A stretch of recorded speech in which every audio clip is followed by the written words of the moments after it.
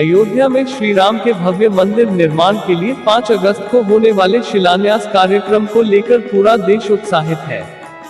गोरक्षनगरी में भी दीप जलाकर स्वागत की तैयारियां चल रही हैं। लेकिन मंदिर निर्माण के लिए चले लंबे आंदोलन में अपनी जवानी लगा देने वाले बहुत कारसेवक व आंदोलनकारी ऐसे हैं जो अब गोलोकवासी हो चुके हैं। उनके मंदिर देखने की हसरत अधूरी ही रह गई। मंदिर आंदोलन को धार देने वाले विश्व हिंदू परिषद के विभाग अध्यक्ष नागेंद्र सिंह उर्फ दाढ़ी बाबा, आरएसएस के प्रचारक विजय नारायण द्विवेदी, डॉक्टर चक्रपाणी शुक्ला, रामसूरत मल सहित बहुत सारे ऐसे नाम हैं जो अब इस दुनिया में नहीं हैं, लेकिन उस दौरान उनकी सक्रियता की चर्चा राम भक्त आज भी करते हैं।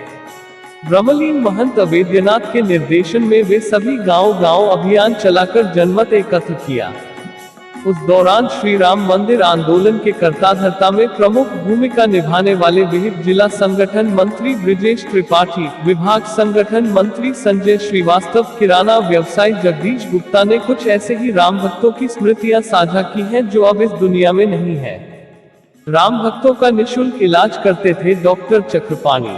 विश्व हिंदू परिषद में सन 1985 से 1992 तक महानगर अध्यक्ष की जिम्मेदारी संभालने वाले पेशे से चिकित्सक डॉक्टर चक्रपाणी शुक्ला के राम मंदिर आंदोलन में योगदान को भुलाया नहीं जा सकता है। वे आंदोलन में अपनी सक्रियता तो रखते ही थे, कारसेवकों, राम भक्तों, विहिप और बजरंग दल के कार्यकर्ताओं का निःशुल्क इलाज भी करते थे। उनका सरल व्यवहार ही था कि डॉक्टर होते हुए भी कार्यकर्ताओं में बहुत लोकप्रिय थे। कारसेवकों में काफी लोकप्रिय थे दाढ़ी बाबा। सरस्वती विद्या मंदिर आर्यनगर उत्तरी के प्रधानाचार्य रहे नागेंद्र सिंह उर्फ दाढ़ी बाबा कारसेवकों में काफी लोकप्रिय थे।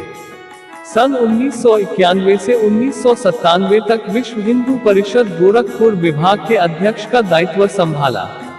यह वो दौर था जिस वक्त पूरा देश मंदिर आंदोलन की राह पर था। उन दिनों दाढ़ी बाबा का विद्या मंदिर आंदोलन का प्रमुख केंद्र था। हिंदू संगठनों की गतिविधियों में दाढ़ी बाबा ने बढ़ चढ़कर हिस्सा लिया। सरस्वती विद्या मंदिर में गोपनीय कार्यालय था जहां बैठकें होती थी। कारसेवकों के विश्राम की व्यवस्था, विहिप व बजरंग दल का सहयोग वे आजीवन करते रहे। दाढ़ी बाबा कहते थे, जीवन की एक ही इच्छा है कि श्री राम मंदिर को देखूं और वहां उपासना करूं। विजय नारायण ने संभाली थी पहले संकल्प सभा की कमान। 7 अक्टूबर 1984 को अयोध्या के सरयू तट पर होने वाली पहली संकल्प सभा से ही मंदिर आंदोलन की कमान संभाली थी। विहिप प्रमुख अशोक सिंघल ने उन्हें संगठन के भीष्म की संज्ञा दी थी। चौरीचौरा के ब्रह्मपुर निवासी विजय नारायण द्विवेदी ने 16 वर्ष की आयु में राष्ट्रीय स्वयंसेवक संघ के प्रचारक के रूप में सामाजिक जीवन प्रारंभ किया। मंदिर निर्माण आंदोलन के समय विहिप गोरखपुर संभाग के संगठन मंत्री थे। प्रदेश में निकलने वाली 3 रथ यात्राओं में गोरखपुर संभाग में चलने वाली श्री राम जानकी रथ यात्रा के प्रमुख रहे। पिपराइच में दंगे के बाद जब रथ को जिला प्रशासन ने रोक दिया था, हिंदुओं का जनसैलाब उमड़ पड़ा। देवरिया जिले में रथ यात्रा के स्वागत में 27 किलोमीटर की लंबी लाइन लगी थी, जिसकी चर्चा उन दिनों बीबीसी न्यूज ने भी किया था। चंदे की पहली रसीद खुद कटवाते थे रामसूरत मल। महानगर के दीवान बाजार निवासी रामसूरत मल सन 1990 से 1998 तक विश्व हिंदू परिषद गोरखपुर विभाग के कोषाध्यक्ष की जिम्मेदारी संभाली। खास बात यह थी कि राम भक्तों को प्रेरित करने के लिए सबसे पहले खुद पहल करते थे। कोषाध्यक्ष के रूप में जब भी मंदिर निर्माण आंदोलन की रसीद छपती थी, उनके हस्ताक्षर से रसीद जारी होती थी और सबसे पहला रसीद वो स्वयं कटवाते थे। वे ही नहीं, उनकी धर्मपत्नी कृष्णा मल भी राम मंदिर आंदोलन में पति से बचाकर रखे रुपये में से सहयोग करती थी। इन राम भक्तों और कारसेवकों की हसरतें रही अधूरी।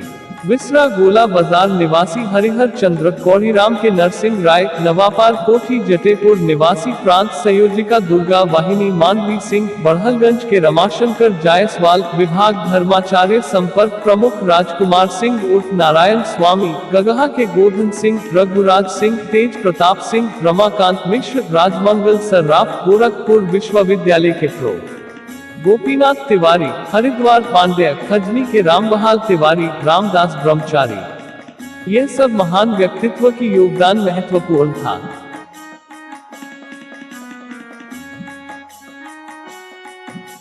राम मंदिर निर्माण के लिए देश की सभी बड़ी धार्मिक जगहों, राष्ट्रीय महत्व की जगहों और पवित्र नदियों से मिट्टी और पानी अयोध्या पहुंच रहा है। 2000 से अधिक तीर्थ स्थानों से पवित्र मिट्टी और 100 से अधिक नदियों से पवित्र जल भूमि पूजन के लिए अयोध्या आ चुका है। श्री बद्रीनाथ धाम, छत्रपति शिवाजी महाराज के किला रायगढ़, श्री रंगनाथ स्वामी मंदिर तमिलनाडु, श्री महाकालेश्वर मंदिर, हुतात्मा चंद्रशेखर आजाद व बलिदानी बिरसा मुंडा की जन्मभूमि सहित सभी तीर्थों और बलिदानी वीरों के प्रेरणा स्थलों से मिट्टी, जल और अन्य वस्तुएं अयोध्या पहुंची हैं।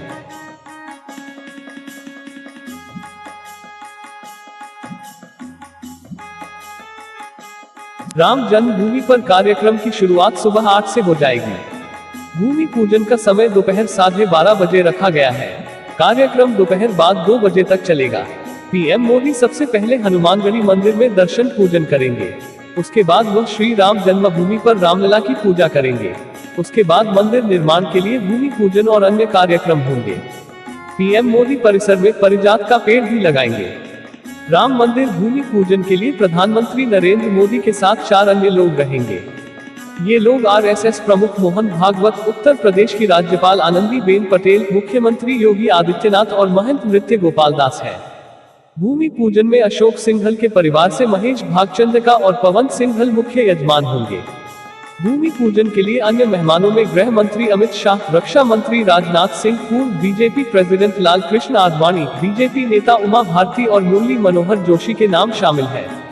गेस्ट लिस्ट के अन्य नामों में बीजेपी के राष्ट्रीय अध्यक्ष जेपी नड्डा, एमएलए लल्लू सिंह, बीजेपी नेता Vinay Katiyar, UP deputy CM Keshav Prasad Maurya और दिनेश शर्मा, यूपी के कैबिनेट मंत्री सुरेश खन्ना व चौधरी लक्ष्मी नारायण सिंह, अखाड़ा परिषद के नरेंद्र गिरी, साध्वी रितंबरा, योग गुरु रामदेव, आध्यात्मिक गुरु श्री श्री रविशंकर, बीएचयू ज्योतिष विभाग के एचओडी विनय पांडे शामिल है।